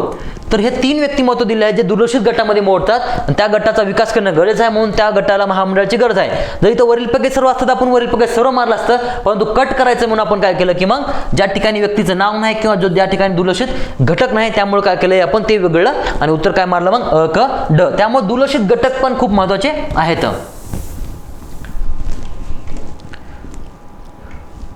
त्यानंतर पहा, पद्मश्री पुरस्कार. आता तुम्हाला हा प्रश्न सर्वांना सॉल्व्ह झाला असेल, कारण की त्याच्यामधले हे समजा याच्यामध्ये जे महाराष्ट्रातील व्यक्ती आहेत ते तुम्हाला ध्यानात ठेवायचे आहेत. 2023 विचारलेत, पण ह्याच्यावर फक्त एक लॉजिक होतं की हे डॉक्टर महेंद्र पाल या व्यक्तीवरून विज्ञान आपल्याला मारत होतं आणि ते उत्तर तुमचं सॉल्व्ह होणार होतं. बीचं उत्तर काय आलेलं आहे, समजा एक उत्तर आलेलं आहे. तर असं तुम्ही लॉजिक होऊन बी सॉल्व्ह करू शकता, परंतु हे तुम्हाला पद्म पुरस्कार करावेच लागतील. त्यात तुम्हाला महाराष्ट्राचे पद्म पुरस्कार जे पण भेटले ते तुम्हाला करायचेच आहेत. आता स्वामित्व योजना विचारली होती. पहा, पहिलं काय विधान दिले, ग्रामस्थांना त्यांच्या मालमत्तेचा वापर कर्ज घेण्यासाठी करून आर्थिक सुनिश्चितता निश्चित करण्यासाठी योजना आलेली आहे. तर एकदम पॉझिटिव्ह विधान आहे, बरोबर आहे. आता दुसरं आणि पहिल्या विधानामध्ये डायरेक्ट हे पण म्हणू शकतो एक प्रकारे विरोधाभास आहे. तर इथं ग्रामस्थ शब्द यूज केला, इथं शहरी यूज केलाय. तर इथं काय दिलं, शहरी नियोजनासाठी आणि अंमलबजावणीसाठी जमिनीच्या अचूक नोंदी करणे. मला सांगा, ग्रामस्थ आहे तर फक्त ही स्वामित्व योजना कोणासाठी राहील, मग ग्रामस्थसाठी राहील ना, तर ब नंबरचं विधान चुकीचं राहील. तर ब इथं पण गेला, वरीलपैकी सर्वमधला पण ब गेला, राहिला कोणता फक्त मग क आणि ड बरोबर आहे. मालमत्ते संबंधीचे वाद आहेत, कारण मालमत्तेचा वापर कर्ज घेण्यासाठी करण्यासंबंधी आहे. नंतर मालमत्ता कर निश्चित करणे हे सुद्धा लागू पडते. तर हे सगळे बरोबर आहेत, अ क ड. तर ह्याचं उत्तर अ आणि क आणि ड. फक्त कट करता आला पाहिजे तुम्हाला, कारण की एका ठिकाणी ग्रामीण शब्द वापरला गेला आणि एका ठिकाणी शहरी शब्द वापरला गेलेला आहे. आता पहा, हे दुर्लक्षित गटासंबंधीचा प्रश्न आहे. त्या ठिकाणी काय म्हणते पहा, संयुक्त राष्ट्राची एक मोहीम होती पोषण वर्धन नावाची मोहीम. त्या मोहिमेसंदर्भात घ्यायचं आहे. आता 1 नंबरचं आणि 2 नंबरच्या विधानामध्ये फक्त त्यांनी एका व्यक्तीचं नाव चेंज केलेलं आहे फक्त. ठीक आहे, तर आपल्याला ते पण पाहणार आहे. आता क आणि ड तर फिक्स बरोबर आहे, कारण की या दोघांमध्ये काहीतरी चुकीचं आहे. त्याच्यामुळं आपणास काय करायचं की ह्या दोन विधानापैकी काहीतरी उत्तर राहणार आहे. आता ह्या दोन विधानापैकी उत्तर कसं, तर पहा, दुर्लक्षित गट कोणता असेल, समजा एखादा अल्पसंख्याक समुदाय असेल, त्याच्यामधले त्यातल्यात मुस्लिम समुदाय आहे, तर तो दुर्लक्षित गट आहे. आणि दुर्लक्षित गटातील एखादा व्यक्ती जर चांगल्या पदावर गेला असेल तर त्याच्यावर क्वेश्चन विचारायचे जास्त चान्सेस वाढतात. त्यामुळे इथं उत्तर सरळ काय करायचं तुम्हाला, मुस्लिम व्यक्तिमत्व अफशान खान यांची नेमणूक केली, तर हे बरोबरच असणार आहे. त्याच्यामुळे ब काय करायचं आपणास चुकीचं घ्यायचं आहे आणि ब कट करून पर्याय नंबर 3 त्याचं उत्तर राहणार आहे. तर हे पण दुर्लक्षित गट हे लॉजिक आहे ना, त्या लॉजिकवरून पण तुमचा आन्सर सॉल्व्ह होते. आता रमन मॅक्सेसे पुरस्कार विचारला होता, तर त्याच्यामध्ये त्यांनी नकार दिला आहे एका व्यक्तीनं, तर ते ध्यानात ठेवा. तर ते चर्चेमध्ये आलं होतं.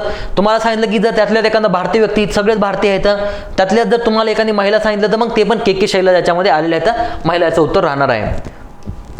नंतर पहा हे पण लॉजिकचं आहे. काय केलं आहे 2020 मधील लॉकडाऊन मधील दरम्यान कृषी व शेतकरी कल्याण मंत्रालयाने काय केले, कृषी उत्पादनाच्या सुलभ वाहतुकीसाठी काय केलं आहे, एक मोबाईल ॲप्लिकेशन सुरू केलं आहे. मोबाईल ॲप्लिकेशनवर तुम्हाला सांगितलं प्रश्न येते. तर पहा इथं उत्तर काय राहिलं याचं. आता किसान एक्सप्रेस इथं इंग्रजी शब्द आहे, किसान कनेक्टमध्ये इथं इंग्रजी शब्द आहे, किसान कृषी नेटवर्कमध्ये इथं इंग्रजी शब्द आहे, फक्त किसान रथमध्ये तुम्हाला काय दिसतंय, हिंदी शब्द दिसतंय. आणि जेव्हापासून मोदी सरकार आलेलं आहे तेव्हापासून सहसा काय करतंय, हिंदी सरकारमध्ये म्हणू शकतो आपण हिंदी शब्द वापरताना जास्त दिसतं. ठीक आहे, त्याच्यामुळे आपल्याला काय करायचं की हिंदी योजना, कारण की आपण ऑपरेशन दोस्त पाहिला तर कुठं ऑपरेशन दोस्त मध्ये दोस्त शब्द हिंदी, नंतर Operation Ganga, Operation Vande Bharat, Operation Karuna, ठीक आहे, ऑपरेशन मुस्कान, सगळेच्या सगळे हिंदी शब्द वापरताना दिसतंय नॅशनल लेवलच्या मिशनसाठी. ठीक आहे, हे पण ध्यानात ठेवा. आता हा एक लॉजिकलीच होता प्रश्न. भारतीय जनऔषधी परियोजना विचारली होती, तुम्हाला सांगितलं तर कोणत्या विभागामार्फत विचारली होती हे ध्यानात ठेवा. तर इथं 4 विभाग दिले आहेत. इथं सरळ आहे की 2 विभाग कटले, सामाजिक न्याय तर नाही आणि अन्न प्रक्रिया उद्योग पण नाही. जनौषध आहे तर एक तर आरोग्य आणि कुटुंब कल्याण विभाग राहील आणि फार्मास्युटिकल. आता फार्मास्युटिकल म्हणजे एक प्रकारे औषधी होते, तर सरळ याचं उत्तर काय 4 नंबर. तर हे पण इथं काय विचार करायची गरज नाही. ठीक आहे.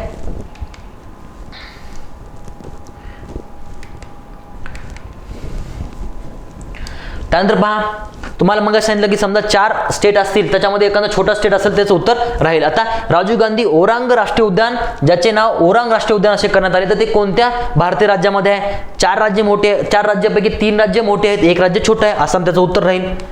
ठीक आहे. नंतर ग्राहक संरक्षण ऍक्ट विचारला होता यासंबंधी चुकीचं. तर हे निगेटिव्ह शब्द 2 पॉझिटिव्ह आहेत आणि हा कायदा 20 जून 2020 पासून लागू झाला, हे बरोबर आहे.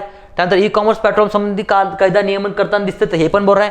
फक्त एक विधान त्यांनी निगेटिव्ह टाकलं होतं. तुम्हाला सांगितलं की निगेटिव्ह विधान इथं वरीलपैकी सर्व असतात, आपण वरीलपैकी सर्व मारलं असतं, परंतु इथं निगेटिव्ह विधान दिलेलं आहे, त्याच्यामुळे हे सरळ चुकीचं करायचं. कारण की ग्राहक विवाद निवारण आयोगाच्या नियमानुसार 10 लाख रुपयापर्यंतच्या तक्रारीसाठी शुल्क आकारले जात नाही असं नाही.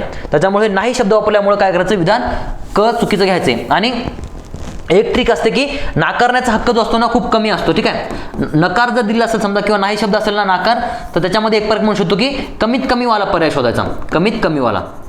ठीक आहे, तर इथं कमीत कमी वाले 2 पर्याय आहेत, विधान ए आणि सी, आणि त्याच्यामध्ये निगेटिव्ह जर असेल ना तर तेच विधान बरोबर, म्हणजे एक प्रकारे चुकीचं ठरेल, हे ध्यानात ठेवायचं.